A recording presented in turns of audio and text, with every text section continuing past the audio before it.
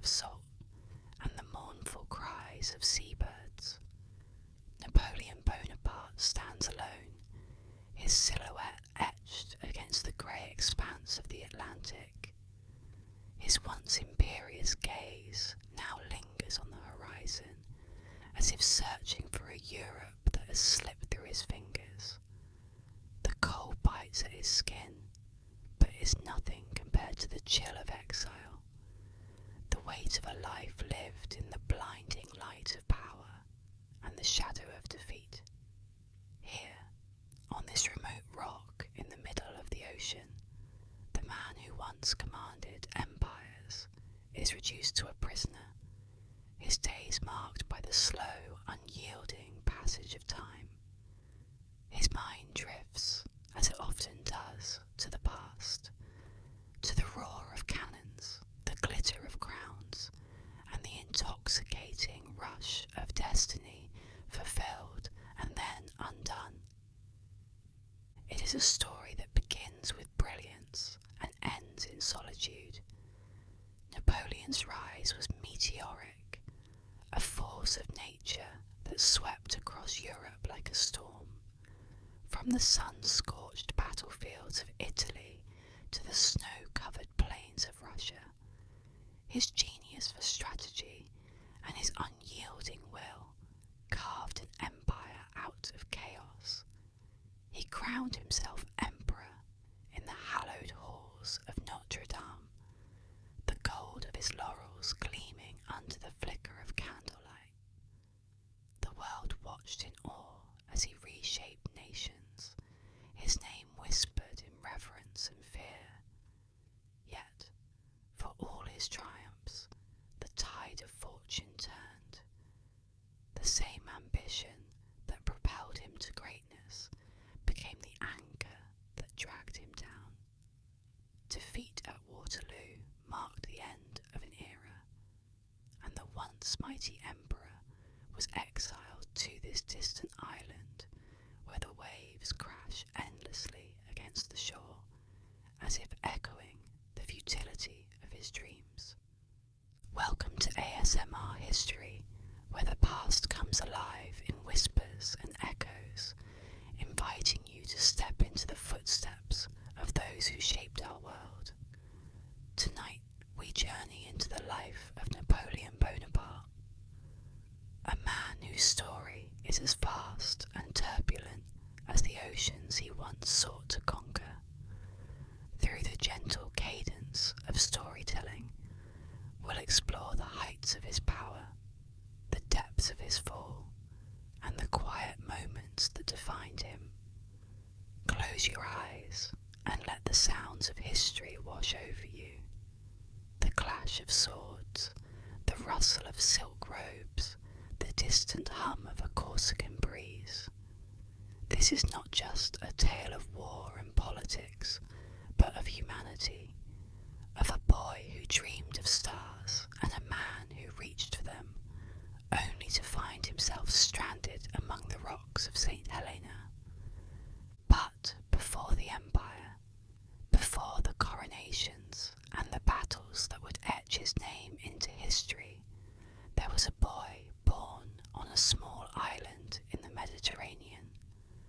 Corsica, with its rugged mountains and sun-drenched shores, was a world away from the grandeur of Paris or the chaos of revolution. It was here, amidst the scent of olive groves and the sound of waves lapping against the harbour, that Napoleon's story began. A quiet, bookish child with a mind as sharp as the island's cliffs, he dreamed of a life beyond the horizon, where his name would be known and his destiny fulfilled. And so, we leave behind the lonely cliffs of St. Helena and travel back in time to the beginning of a journey that would change the course of history. The island of Corsica rises from the Mediterranean like a fortress of stone and wild beauty, its rugged mountains cloaked in forests of pine and chestnut, its shores chased by the turquoise waves of the sea. It was here, in the bustling port town of Ajaccio, that Napoleon Bonaparte was born on August 15th, 1769, into a world of simmering tension and shifting loyalties. Corsica had only recently been annexed by France, and the air was thick with the scent of rebellion and the whispers of independence. The Bonaparte family, though not wealthy, was ambitious. Carlo Bonaparte, Napoleon's father, was a lawyer and a man of sharp political instincts. He secured French patronage for his children, a decision that would alter the course of history. For young Napoleon, Corsica was more than a home. It was a symbol of identity, a land of fierce pride and unyielding spirit. He grew up hearing stories of Corsican heroes and their struggles against foreign rule, and in his heart he carried a deep, almost defiant love for his homeland. Napoleon's childhood was shaped by the contrasts of Corsica's landscape. The gentle warmth of the Mediterranean sun and the harsh, untamed wilderness of its mountains. He was a quiet, introspective child, often found with his nose buried in books or wandering the rocky hillsides, lost in thought. His mother, Letizia, was a pillar of strength, instilling in him a sense of discipline and resilience. She once said, "We are too poor to be weak," a mantra that would echo throughout Napoleon's life. Yet, despite the love and support of his family, there was a restlessness in him, a hunger for something greater.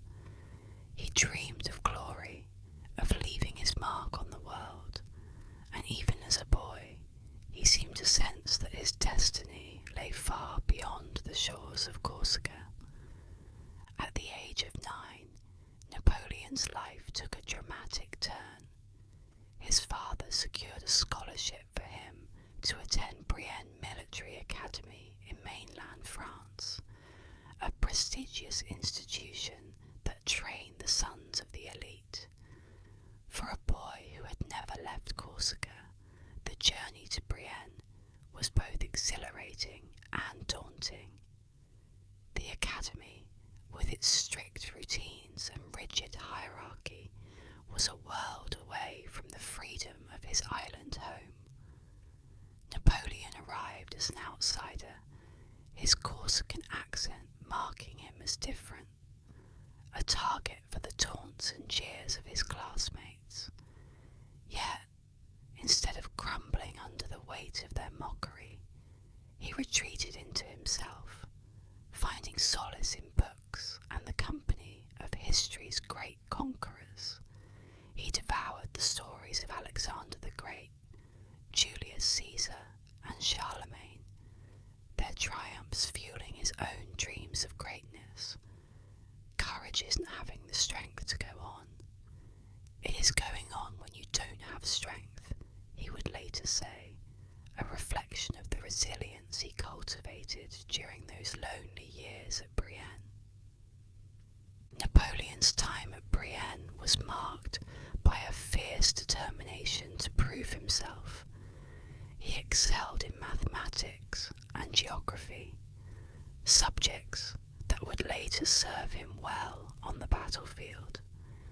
His teachers noted his sharp mind and unyielding focus, but they also saw a boy who was solitary, almost aloof, as if he were already plotting his path to greatness. After graduating from Brienne, he moved on to the École Militaire in Paris, the pinnacle of French military education. Here, amidst the grandeur of the capital, Napoleon's ambitions began to take shape. He studied artillery, a branch of the military that required precision, strategy, and innovation. Qualities qualities that would define his approach to warfare. Though he was still an outsider, a Corsican among the French elite, he no longer saw himself as a victim of circumstance. Instead, he began to see his differences as strengths, his isolation as a source of power. By the time he graduated from the École Militaire in 1785, Napoleon was a young man of 16, armed with a commission as a second lieutenant in the French army. He was no longer the boy who had arrived in France with a heavy heart and a thick accent. He was a soldier, a thinker, and a dreamer, ready to carve his name into the annals of history. Yet, the world he was about to enter was on the brink of upheaval. The French Revolution loomed on the horizon, a storm that would shatter the old order and create opportunities for those bold enough to seize them. His schooling had forged his mind, but the revolution that was about to consume France would forge his destiny. And so, with the echoes of Corsica's mountains still whispering in his ears, Napoleon Bonaparte took his first steps into the French military, unaware of the heights he would soon ascend, or the depths he would eventually face. The air in revolutionary France was thick with tension, a volatile mix of hope, fear, and the acrid scent of gunpowder. The streets of Paris echoed with the cries of revolutionaries, the clatter of muskets, and the ominous thud of the guillotine. The monarchy had fallen, and the old order lay in ruins, but the new republic was fragile, besieged by enemies both within and without. It was a time of chaos, a crucible in which the fate of nations would be forged. And in this maelstrom, a young artillery officer named Napoleon Bonaparte began to rise, his star ascending with the smoke of battle. Napoleon's first major opportunity came in 1793, during the siege of Toulon. The port city, a strategic stronghold, had been seized by royalist rebels and their British allies. The French revolutionary forces were struggling to retake it, their efforts hampered by disorganisation and indecision. But Napoleon, just 24 years old, saw what others could not. He devised a bold plan to position artillery on the heights overlooking the harbour, raining fire down on the British fleet and forcing their retreat. His strategy was audacious, his execution flawless. When the smoke cleared, Toulon was back in French hands, and Napoleon's name was on the lips of every officer in the army. His reward was a promotion to brigadier general, a meteoric rise for a man so young. Yet, for Napoleon, this was only the beginning. The years that followed were a blur of ambition and opportunity. The revolution had created a meritocracy of sorts, where talent could rise above birthright, and Napoleon seized every chance to prove himself. In 1796, he was given command of the French army of Italy, a ragtag force of underfed, underpaid soldiers who had little faith in their new commander. But Napoleon saw potential where others saw only despair. With a mix of charisma, discipline, and sheer force of will, he transformed his army into a formidable fighting force. He inspired his men with promises of glory and riches, declaring, "A soldier will fight long and hard for a bit of coloured ribbon." And fight they did. The Italian campaigns were a masterclass in military strategy. At Lodi, daring charge across a narrow bridge under heavy fire, earning the admiration of his troops. At Arcola, he personally carried the flag into battle, rallying his men to victory despite being thrown into a muddy river. And at Rivoli, he outmanoeuvred a much larger Austrian force, securing a decisive triumph that cemented his reputation as a brilliant tactician. Each victory brought him closer to his ultimate goal: greatness. His name began to spread across Europe, not just as a general, but as a legend. The French people, weary of chaos and hungry for heroes, embraced him as their saviour.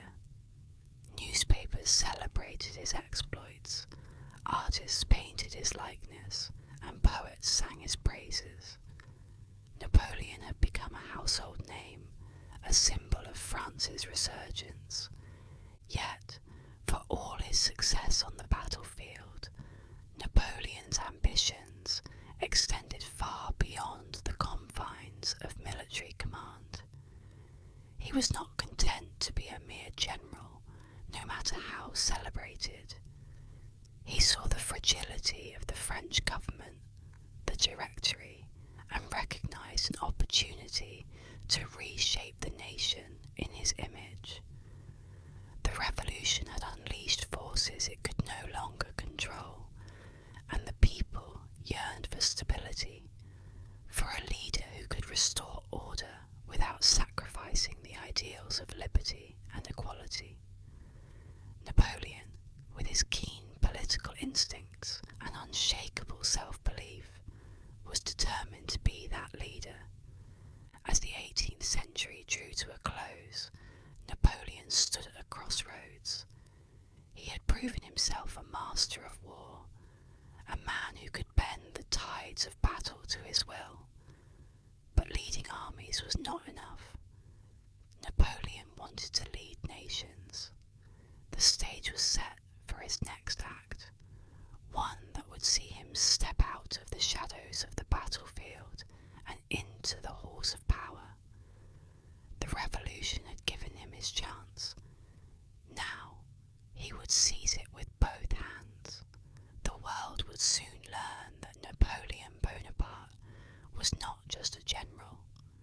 He was a force of history, a man who would stop at nothing to shape the destiny of France and of Europe itself. The air in Paris was thick with unease, a city teetering on the edge of chaos. The French Revolution, once a beacon of hope, had spiralled into a quagmire of corruption, inefficiency, and infighting. The Directory, the government that had risen from the ashes of the monarchy, was crumbling under the weight of its own incompetence. The people were weary, the treasury was empty, and the streets buzzed with whispers of discontent. It was a moment ripe for change, and Napoleon Bonaparte, ever the opportunist, saw his chance. The stage was set for the coup of 18 Brumaire, a daring power grab that would alter the course of history. On November 9th, 1799, Napoleon returned to Paris from his campaign in Egypt, his reputation as a military genius preceding him.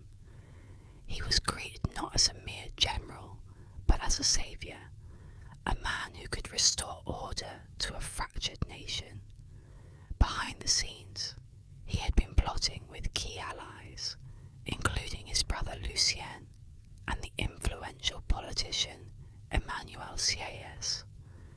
Together, they orchestrated a plan to overthrow the Directory and replace it with a new government, one that would place Napoleon at its helm. The coup unfolded with military precision, a testament to Napoleon's ability to command not just armies, but men and moments. The day began with a flurry of activity. Napoleon Napoleon's supporters spread rumours of a Jacobin plot to overthrow the government, creating a sense of urgency and fear. The Council of Ancients, one of the legislative bodies of the Directory, was summoned to an emergency session at the Château de Saint-Cloud, just outside Paris. There, under the watchful eyes of Napoleon's loyal troops, they were persuaded to dissolve the Directory and appoint Napoleon as the head of a provisional government. But not everyone was willing to go along with the plan. When the Council of 500, the more radical legislative body, convened, they erupted in outrage, denouncing Napoleon as a traitor. Chaos erupted, and for a moment it seemed the coup might fail. It was then that Napoleon's brother Lucien, serving as president of the council, made a decisive move. He seized a sword and pointed it at Napoleon, declaring, "I would rather stab my own brother than see him betray the Republic." The dramatic gesture swayed the troops, who stormed the chamber and forcibly dispersed the councillors. By nightfall, the Directory was no more, and Napoleon stood as the undisputed leader of France. The coup of 18 Brumaire was complete, and with it the French Revolution entered a new phase, one defined not by the ideals of liberty and equality, but by the iron will of a single man. As first consul, Napoleon moved swiftly to consolidate his power and restore stability to France. He understood that the people craved not just order but progress. "A revolution is an idea which has found its bayonets," he once said, and now he wielded those bayonets to reshape the nation. His reforms were sweeping and transformative. He stabilised the economy by creating the Bank of France and introducing a new, reliable currency. He reformed the tax system, ensuring that the government had the funds it needed to function, and perhaps, most enduringly, he oversaw the creation of the Napoleonic Code, a comprehensive legal system that replaced the patchwork of feudal laws with clear, consistent principles. The code enshrined equality before the law, protected property rights, and laid the foundation for modern legal systems across the world. Yet, for all his achievements, Napoleon was not content to rest on his laurels. He saw himself not just as a leader, but as a visionary, a man destined to leave an indelible mark on history. The title of First Consul, though powerful, was merely a stepping stone. He had brought order to chaos, but his ambitions stretched far beyond the borders of France. The world was watching, and Napoleon was ready to take his place on the grandest stage of all. But for Napoleon, being first consul was merely the beginning. Soon he would place a crown upon his own head, transforming the Republic into an empire and himself into an emperor. The man who had risen from the rocky shores of Corsica to the heights of power was about to take his next, most audacious step. The coronation of Napoleon Bonaparte would be a spectacle unlike any other, a moment that would cement his legacy and redefine the meaning of leadership in the modern world. The morning of December 2nd, 1804, dawned crisp and clear over Paris, the city alive with a sense of anticipation that seemed to hum in the very air. Notre Dame Cathedral, its Gothic spires reaching toward the heavens, stood as the centrepiece of a spectacle unlike France had seen before. Inside, the vast nave was bathed in the golden glow of countless candles, their flickering light casting long shadows across the stone walls and illuminating the faces of the gathered dignitaries. The air was heavy with the scent of incense and the murmur of 1,000 voices, a symphony of awe and reverence. This was no ordinary coronation. It was the birth of an empire, and at its heart stood Napoleon Bonaparte, the man who would crown himself Emperor of the French. Napoleon arrived at Notre Dame in a procession of unparalleled grandeur, draped in a crimson velvet robe embroidered with golden bees, the ancient symbol of the Merovingian kings. He cut a figure of both power and majesty. Beside him walked Josephine, his wife and soon-to-be empress, her gown shimmering with silver and diamonds. The Pope himself had travelled from Rome to preside over the ceremony, a gesture meant to lend divine legitimacy to Napoleon's rule. Yet, as the moment of coronation arrived, Napoleon made a gesture that would echo through history. Instead of allowing the Pope to place the crown upon his head, he took it into his own hands and crowned himself. A bold declaration that his authority came not from the church, but from his own will and ambition. The crowd erupted in applause, the sound reverberating through the cathedral like thunder. Napoleon had not merely claimed a title, he had redefined the very nature of power. With the crown upon his head, Napoleon set about transforming France into the heart of a new empire. His reforms were as sweeping as they were revolutionary. He reorganized the government, appointing skilled administrators and creating a centralized bureaucracy that brought efficiency and stability to a nation still reeling from the chaos of the revolution.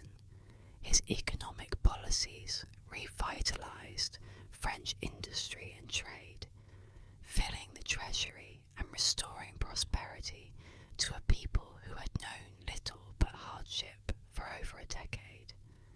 The Napoleonic Code, his crowning legal achievement, replaced the tangled web of feudal laws with a clear, rational system that enshrined principles of equality, property rights, and individual liberty.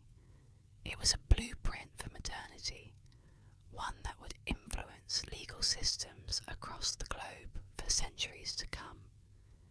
Yet, Napoleon's ambitions extended far beyond the borders of France. He dreamed of an empire that would rival the glory of ancient Rome, a unified Europe under his rule. His military campaigns expanded French influence across the continent, from the sun-drenched plains of Italy to the snow-covered fields of Prussia. He appointed family members and loyal generals as rulers of conquered territories, creating a network of satellite states that answered to him. The French Empire, at its height, stretched from Spain to Poland, a testament to Napoleon's vision and determination. If you build an army of 100 lions and their leader is a dog, in any fight, the lions will die like a dog, he once said. But if you build an army of 100 dogs and their leader is a lion, all dogs will fight like a lion. Under Napoleon's leadership, the French army became a force of unparalleled discipline and ferocity, a lion that struck fear into the hearts of its enemies. But power, as Napoleon would soon learn, breeds resistance. The monarchs of Europe watched his rise with growing unease, their thrones trembling at the thought of a man who had crowned himself emperor. Britain, Austria, Prussia, and Russia formed coalitions against him, their armies marching to the drumbeat of war. The peace that Napoleon had brought to France was fragile, and the continent teetered on the brink of conflict.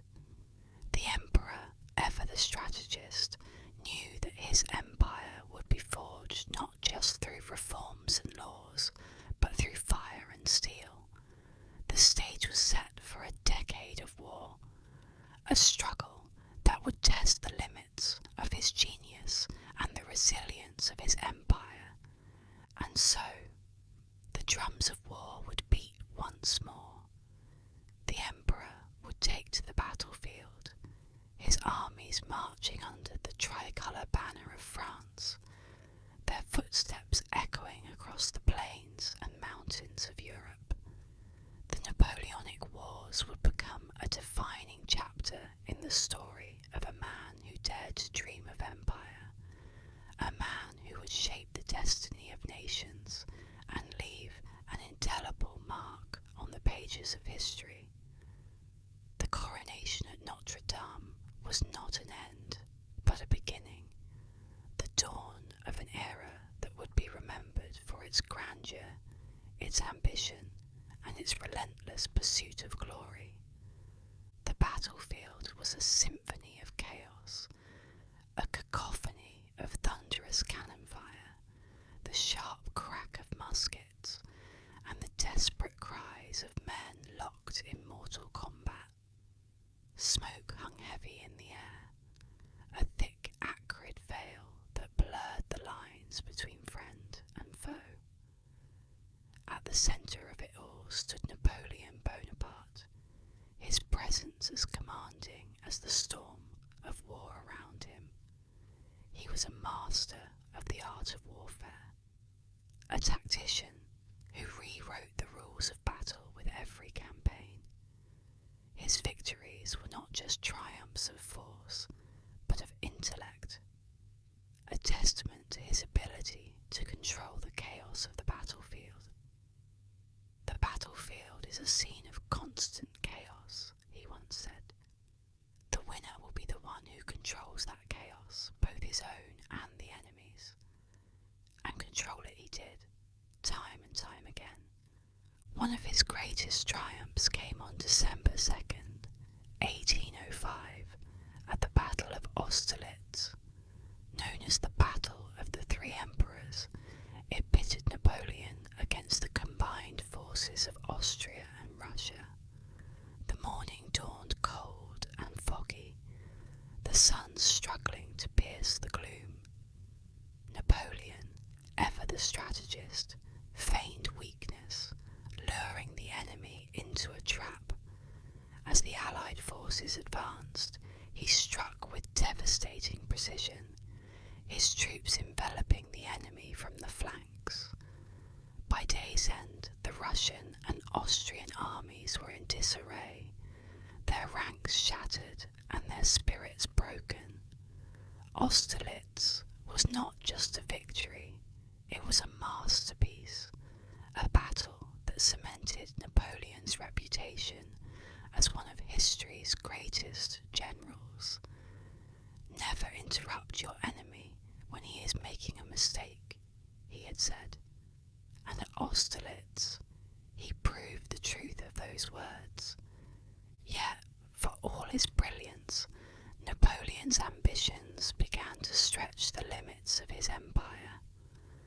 Britain, ever the thorn in his side, remained unconquered, its Royal Navy dominating the seas and choking France's access to resources. The Peninsular War in Spain, which began in 1808, became a quagmire of guerrilla warfare and attrition. The Spanish people, fiercely resistant to French rule, waged a relentless campaign of ambushes and sabotage. Napoleon's forces, stretched thin and far from home, found themselves bogged down in a conflict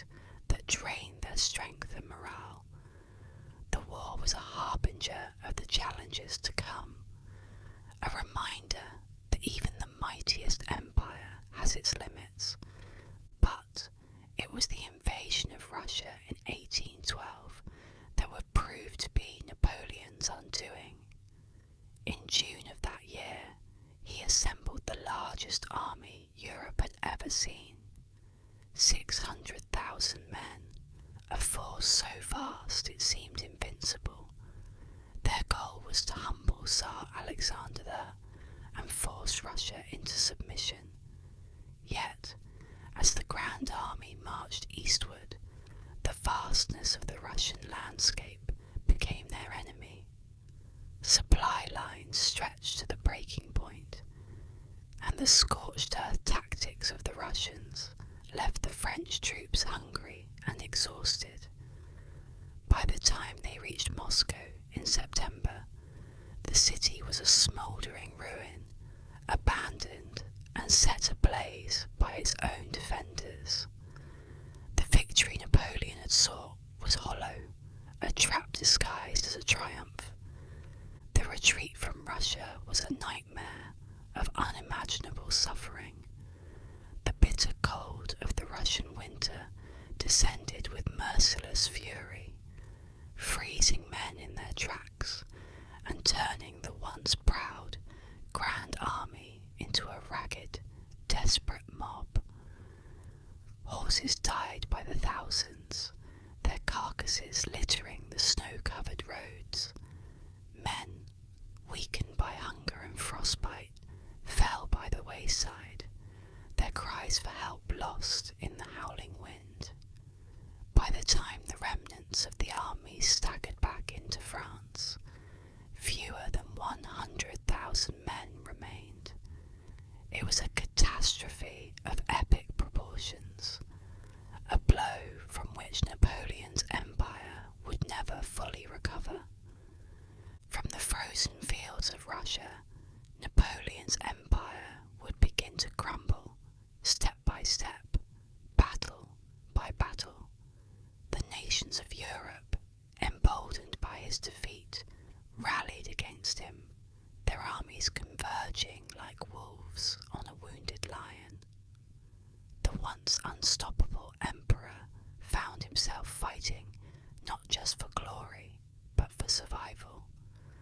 The wars that had built his empire now threatened to destroy it, and the weight of his ambitions began to press heavily upon his shoulders. The drums of war still beat, but their rhythm had changed, a sombre cadence that foreshadowed the fall of a man who had once stood astride the world like a colossus.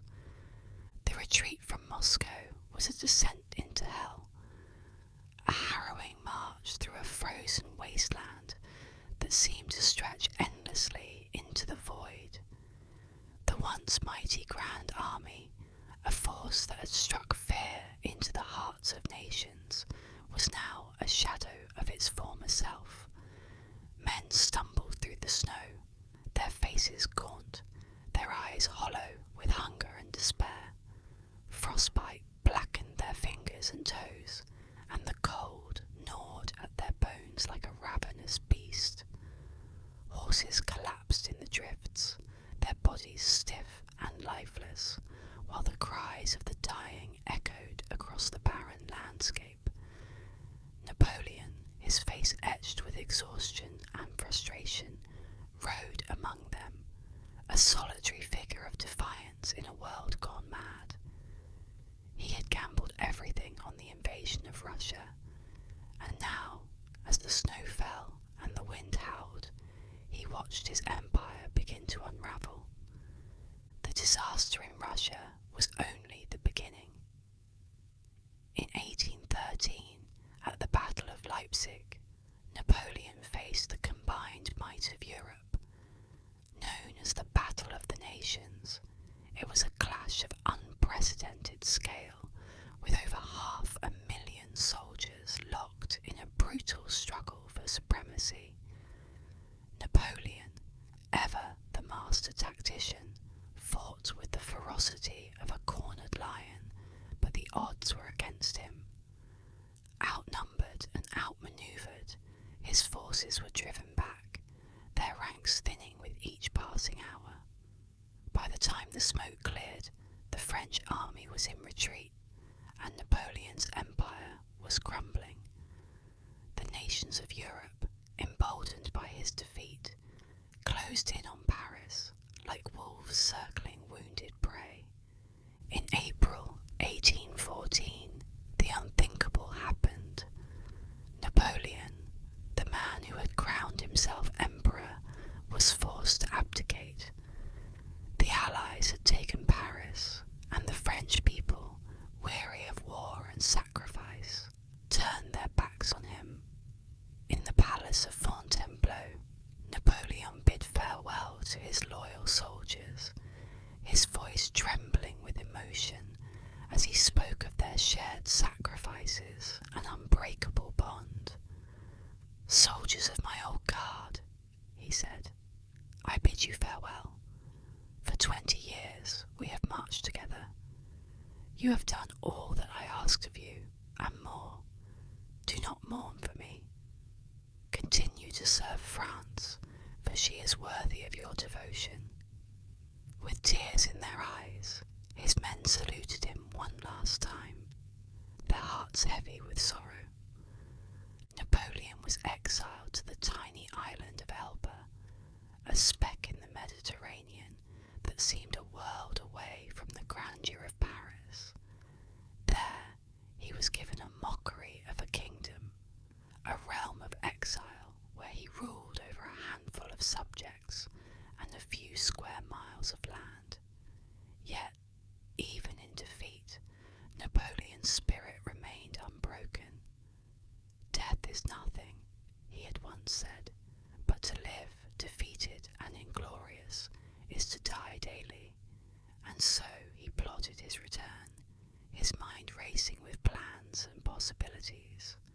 In March 1815, Napoleon made his move. Escaping Elba with a small band of loyal followers, he landed in France and began his march to Paris. The people, disillusioned with the restored monarchy, flocked to his banner, their cheers echoing like thunder as he reclaimed his throne. The 100 Days had begun, a final, desperate bid to restore his empire. But Europe would not stand idly by. The Allies rallied once more, and on June 18th, 1815, Napoleon faced his final battle at Waterloo. The fields of Waterloo were a scene of carnage, the air thick with the roar of cannon fire and the clash of steel. Napoleon, his once sharp mind clouded by illness and exhaustion, fought with the desperation of a man who knew this was his last chance. But the odds were against him.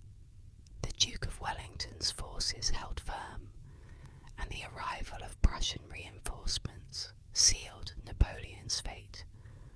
By nightfall, the French army was in retreat, and Napoleon's dreams of empire lay shattered in the mud. The emperor had fallen, but his story was not yet over. The Allies, determined to ensure he could never rise again, exiled him to the remote island of St. Helena, a barren rock in the South Atlantic. There, far from the world he had once ruled, Napoleon would spend his final years, a prisoner of his own ambition and the tides of history. Yet, even in exile, his legacy endured, a testament to the indomitable spirit of a man who had dared to dream of greatness.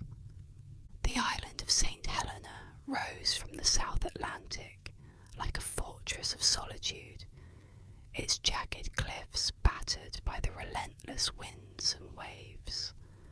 For Napoleon Bonaparte, it was a prison, a place of exile far removed from the grandeur of Paris and the battlefields where he had once commanded armies. The cold Atlantic winds carried with them the scent of salt and the distant cries of seabirds, a constant reminder of his isolation. Here, on this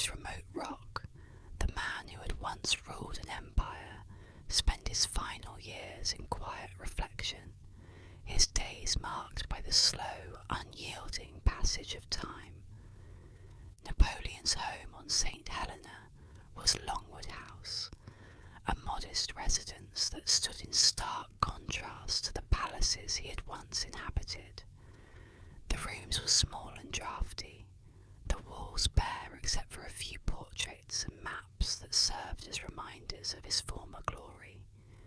He spent his days walking the cliffs, his figure a solitary silhouette against the vast expanse of ocean. The wind tugged at his coat, and the waves crashed against the rocks below, their rhythm a sombre accompaniment to his thoughts. He was a man out of time, a fallen titan left to ponder the twists of fate that had brought him here.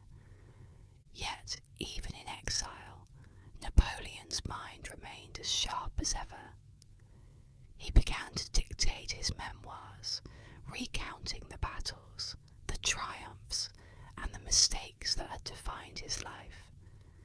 His words were a blend of pride and regret, a testament to his belief that he had shaped history in ways no one else could. "Glory is fleeting," he once said, "but obscurity is forever." For Napoleon, the memoirs were a way to ensure that his legacy would endure, that future generations would remember him not just as a conqueror, but as a visionary who had sought to remake the world.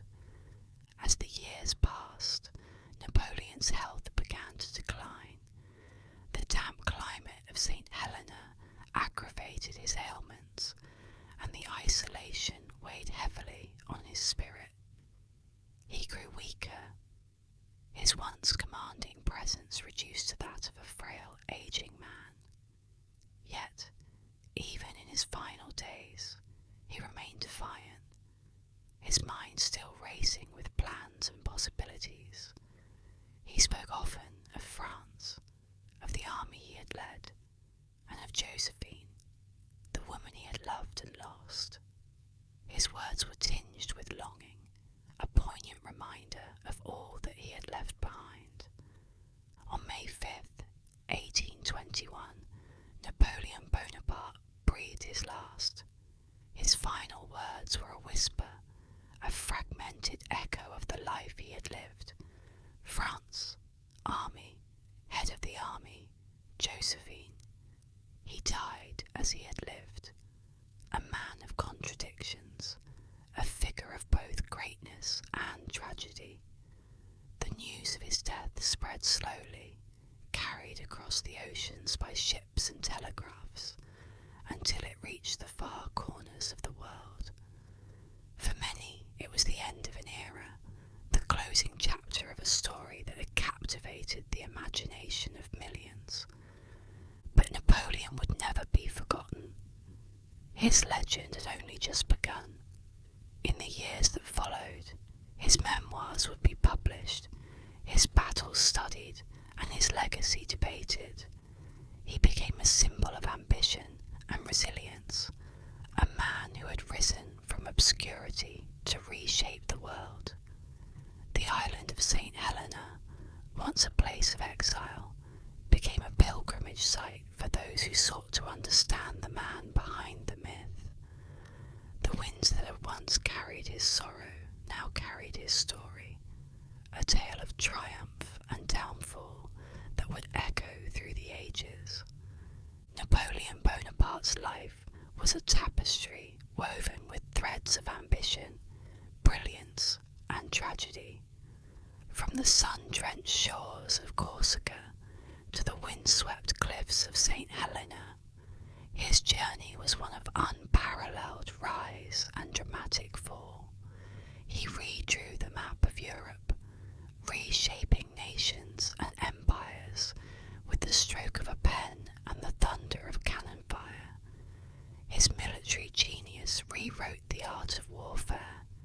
His reforms laid the foundation for modern governance, and his name became synonymous with the pursuit of greatness.